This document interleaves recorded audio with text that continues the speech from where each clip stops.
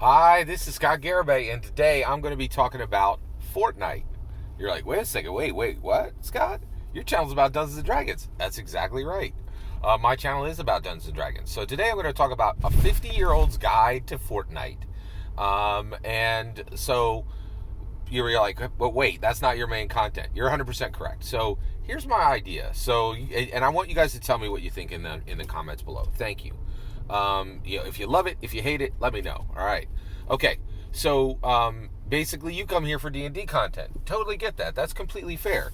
I, like every other content creator on the planet, has passions beyond what the main focus of their channel is, right? And I want to share my thoughts on these other passions as well, right? But you're like, well, hey, I ain't coming for all this other nonsense you're talking about. I came here for D&D, right? That's totally fair. So my idea is, I kind of like what I don't know if you guys know what an SLA is, a service level agreement, right? Like, essentially, what should you expect when you come to Scott Garabay's channel? Well, one, the goal, I've never stated this, I'm going to state it now. I have a goal of providing you engaging content about Dungeons and Dragons every single day, Monday through Friday. That's been a goal, and I have met that goal for years, right? Like I've been done a fairly good job of doing that. There are times where something important happens, and I'll take a break for the whole channel and do other content, right?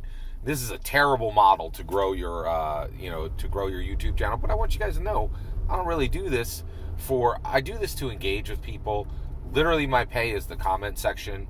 I love doing this channel. I feel like I'm really blessed and privileged to have this channel and to have people who engage with it. So here's my plan.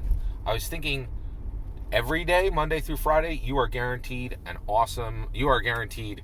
a D&D video that I made to be awesome and engaging for you, right? You can count on that, right? But on the weekends, I'm going to release content that is non-D&D. And it's all going to drop on Saturdays and Sundays, and so you can just skip those days if you're not into hearing anything other than D&D. But if you're a D&D fan, you're guaranteed a D&D video every single day right here on this channel. Some days I go way over a single video. Some days it's just a single video. But you're always guaranteed a D&D video that was intended to be awesome and great and engaging for you every single day, right? And on the weekends, I'm going to talk about things beyond that. So I'm going to give this a try. I'm going to give this a try for a month, right? And see, tell me what you guys think. If you hate this idea, great. If you let me know in the comments below, I'd just love to know your thoughts.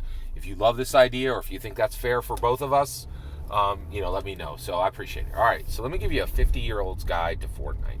So first of all, I've been playing a lot of Fortnite, and I'm going to give you, and this is a 50-year-old talking to 50-year-olds, right? So if you are 50 years old or older, this is my guide for you to get into Fortnite. If you are younger than me, you do not need this guide, right?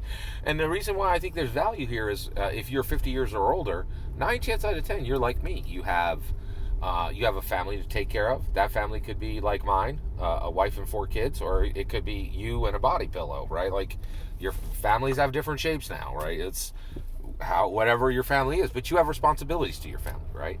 And so one of the things is when you're 50 and you're playing a game like Fortnite, which is highly competitive, right?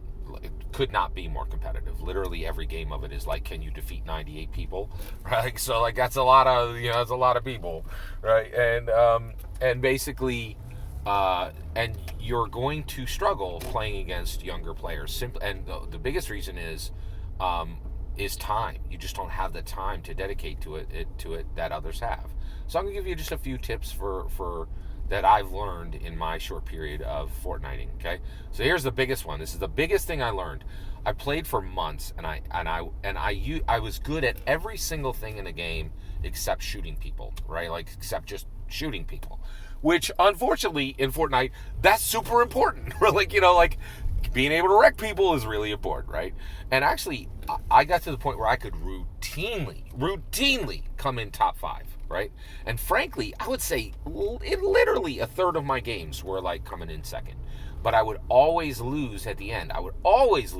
Right? I had a few. By the way, my number of victory royales at this point for 6 months of play is probably 15 to 20, somewhere in there, right? But I just learned this about 2-3 weeks ago, and it's really important.